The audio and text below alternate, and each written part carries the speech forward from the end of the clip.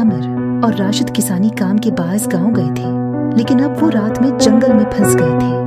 शाम का वक्त था और चांदनी की करें तने पर गई थी, लेकिन जंगल के दरमियान सांस लेने की तरह की खामोशी में कुछ खौफनाक था। जवाद ने कहा, भाइयों, ये जंगल कितनी खामोश है और मुझे ये सब कुछ बिल्कुल डरा देता है। आमिर ने हल्की मुस्कुराहट के साथ जवाब दिया, जवाद भाई, तुम तो हमेशा डर की बातें करते हो, ये जंगल भी कुछ खौफनाक नहीं है। राशिद ने कहा, हाँ आमिर, सही कह रहे हैं, हम एक साथ हैं, हमें कुछ भी नहीं होने देगा। तीनों दोस्तों ने आगे बढ़ने का फैसला किया और जंगल की गहराइयों में खुली राहों पर चलने लगे। परंतु रात के अंधेरे की तरह की जिंदगी ने जंगल को खौफनाक बना दिया। जवाद के दिल का धड़कन तेज हो गई और वो पीछे मुड़कर देखने लगा। कुछ नजर न आया, लेकिन वो महसूस कर रहा था कि वो दुनिया का तुन्हा इंसान है। क्या कुछ हो गया है? जवाद ने घबराया हुआ पूछा। राशिद ने उसे पीछे नहीं छोड़ा और कहा, मेरी नजर में कुछ भी नहीं है जवाद भाई, तुम बहुत डरपोक हो। जवाद ने दम तोड़कर कहा, तुम सब भूल रहे हो कि ये जंगल खामोश है, यहाँ पर जिनकी आवाजें सुनी गई हैं, ये जिनका घर होता है।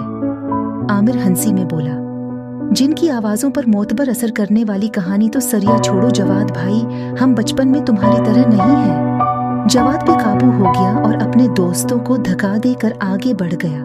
उनकी कुछ देर बाद आवाज सुनाई देने लगी। कौन हो? जवाद ने पूछा, लेकिन कोई जवाब नहीं आया। फिर से आवाज आई, तुम्हारी मदद चाहिए।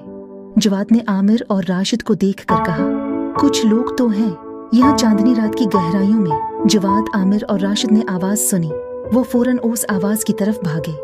वो जंगल के अंधकार में एक अजीब मंजर के सामने आए। एक पुराना गांव जो अब अकेला और बेलोग था, और एक अजीब सी कदीम कब्रिस्तान। जवाद, आमिर और राशिद उस कब्रिस्तान की तरफ आगे बढ़े। गांव के पुराने मकानों में अंधकार में दबी अकेला कोई इंसान नजर नहीं आया। सिर्फ खामोशी और इंतहाई बेसुकूनी फैली हुई थी। जवाद ने कब्रिस्तान की तरफ देखा।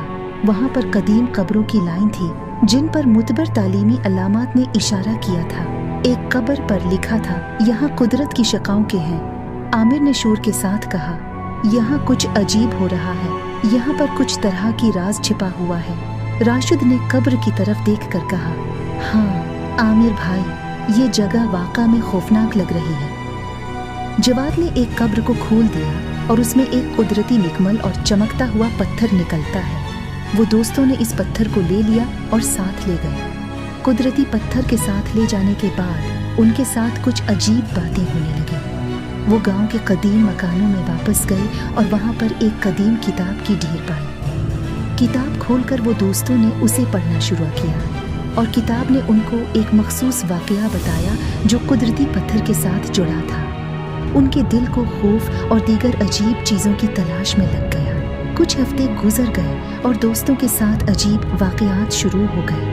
उनकी नींद में ख्वाबों के दरमियान आवाजें, पुराने गांव की खौफनाक कहानियां और एक अजनबी कुदरती कुव्वत के उलामात।